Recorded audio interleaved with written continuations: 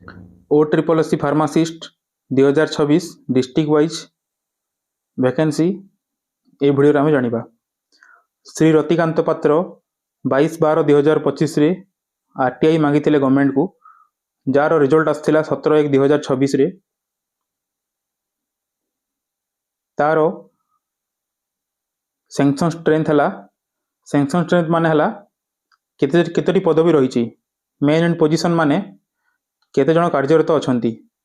Vacancy of pharmacy officer of the state district wise enclosed herewith. Pharmacy officer रो कौ district रे केतोटी post रही सेटा आमे जानिबा भिडियो रे। अनुगुल डिस्ट्रिक्ट रे रही 65 पदवी, कार्यरत अच्छा 46, वैकेंसी आसीबो 19। PMPMCS तालचेर रे पदवी रही 20, कार्यरत अच्छा 0, वैकेंसी आसीबो 20। बालेश्वर जिले में 117 पदवी, 60 कार्यरत, 57 वैकेंसी। FMMCH बालेश्वर रे 20 पदवी, 17 कार्यरत, 3 वैकेंसी। बरगढ़ जिले में 91 पदवी, 34 कार्यरत, 57 वैकेंसी। भद्रक जिले में 74 पदवी, कार्यरत 48, वैकेंसी आसीबो 26। बलांगीर जिले में 89 पदवी, कार्यरत 46, वैकेंसी 43। BBMCH बलांगीर रे 20टी पदवी, 20टी कार्यरत, वैकेंसी आसीबो 0। बौद्ध जिले में 27 पदवी, 17 कार्यरत, 10 आसीबो वैकेंसी। कटक जिला एटा आपण मार्क करनेबे, कटक आउ SVPPGPI कटक, यही चार्टार आपण भलसे बुझेबी। कटक जिले में अच्छी 129 पदवी, 70टी रही कार्यरत, 59टी वैकेंसी। ठीक से भाई SCBMCH रे 20टी पदवी, 76 कार्यरत अच्छा, -56। -56 माने तांकू जॉब रु बाहर को बाहर करेंगे, से ओभर पावर अच्छा, माने बहुत स्टाफ से SCBMCH रे काम करुँच। ठीक से भाई SCB डेंटाल कटक रे 60टी पदवी रही, 2 जन कार्यरत अच्छा, 5 जन वैकेंसी 5 जन वैकेंसी आसीबो। SVPPGPI कटक रे 60टी पदवी रही, 14 जन कार्यरत अच्छा, -7 माने कटक रे -56 -7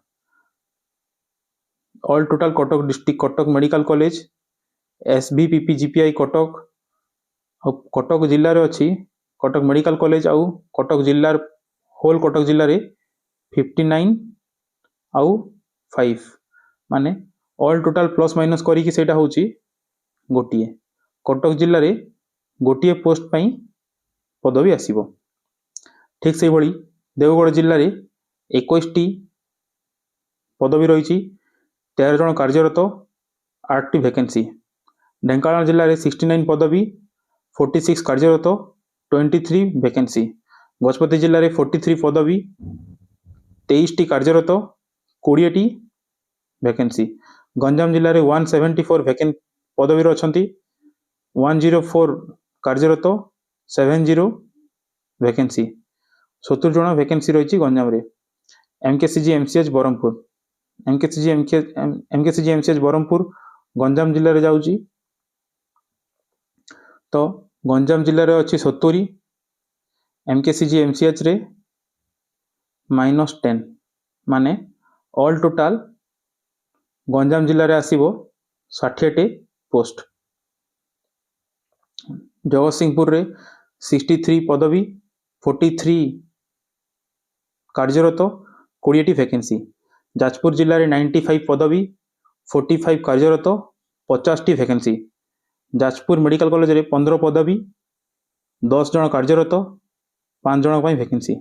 झारसुगुड़ा जिले में 37 जन पदवी, 24 जन कार्यरत, 13 जन वैकेंसी। कलाहांडी जिले में 90टी पदवी, 50 जन कार्यरत, 40 जन पदवी आसीबो। Kalahandi medical college Kalahandi MCH ରେ 15 ଜଣଙ୍କ ପାଇଁ ପଦବୀ ରହିଛି। 10 ଜଣ ମେଡ଼ିକାଲ କଲେଜ ପୋଷ୍ଟିଂ, 5 ଜଣ ପାଇଁ ପଦବୀ ଆସିବ। କନ୍ଧମାଳ ଜିଲ୍ଲାରେ 77 ଜଣଙ୍କ ପାଇଁ ପଦବୀ ରହିଛି। 38 ଜଣ କାର୍ଯ୍ୟରତ ଅଛନ୍ତି। 39 ଭେକେନ୍ସି ଆସିବ। କନ୍ଧମାଳ ମେଡ଼ିକାଲ କଲେଜରେ 15 ଜଣ ପଦବୀ, 10 ଜଣ କାର୍ଯ୍ୟରତ, 5 ଜଣଙ୍କ ପାଇଁ ଭେକେନ୍ସି ଆସିବ।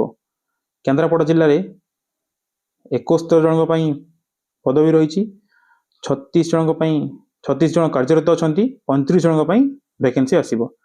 ଆପଣମାନେ କମେଣ୍ଟ କରିଦେବେ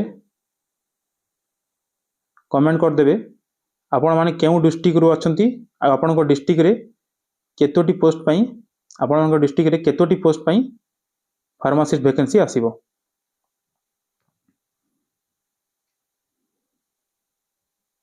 କେଉଁଝର ଜିଲ୍ଲାରେ 113 ପଦବୀ, 17 ଜଣ କାର୍ଯ୍ୟରତ, 43 ଭେକେନ୍ସି।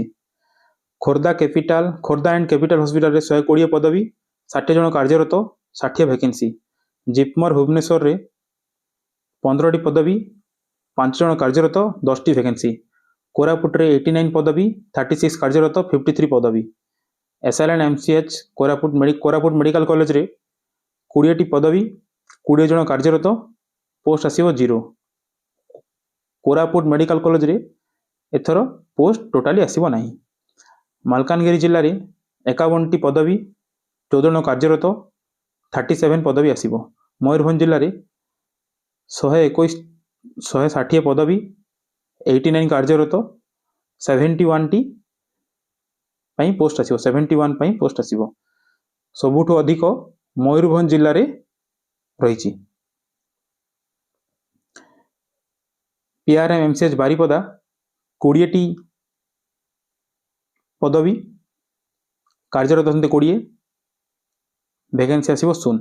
ନୟାଗଡ଼ ଜିଲ୍ଲାରେ 70 ପଦବୀ, 44 କାର୍ଯ୍ୟରତ, ପୋଷ୍ଟ ଆସିବ 26।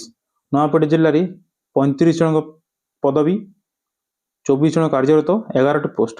ପୁରୀ ଜିଲ୍ଲାରେ 92 ପଦବୀ, 56 କାର୍ଯ୍ୟରତ, 38 ଭେକେନ୍ସି ଆସିବ। SJMCH ପୁରୀ ମେଡ଼ିକାଲ କଲେଜରେ 15ଟି ପଦବୀ, 10ଟି କାର୍ଯ୍ୟରତ, 5 ଜଣ ପାଇଁ ଆସିବ ଭେକେନ୍ସି। ରାୟଗଡ଼ା ଜିଲ୍ଲାରେ 71ଟି ପଦବୀ, 39 କାର୍ଯ୍ୟରତ, 32 ପୋଷ୍ଟ ପାଇଁ ଆସିବ। ସମ୍ବଲପୁରରେ 71 ପଦବୀ ରହିଛି, 37 କାର୍ଯ୍ୟରତ ଅଛନ୍ତି, 34 ପାଇଁ ଆସିବ ଭେକେନ୍ସି। ଭୀମସାର ବୁର୍ଲାରେ 20 ଜଣ ଅଛନ୍ତି ପଦବୀ, କାର୍ଯ୍ୟରତ ଅଛନ୍ତି 34 -14, ଠିକ୍ ସେଇଭଳି -14 ମାନେ ସମ୍ବଲପୁର ଜିଲ୍ଲାରୁ 34 -14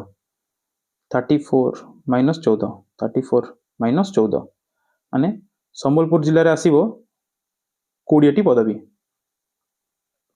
ସୋନପୁର ଜିଲ୍ଲାରେ 38 ପଦବୀ, 17ଟି କାର୍ଯ୍ୟରତ, 21 ଜଣ ପାଇଁ ଭେକେନ୍ସି ଆସିବ। ସୁନ୍ଦରଗଡ଼ and RGH ରାଉରକେଲା 127 ପଦବୀ, 69 କାର୍ଯ୍ୟରତ, 58 ଭେକେନ୍ସି ଆସିବ।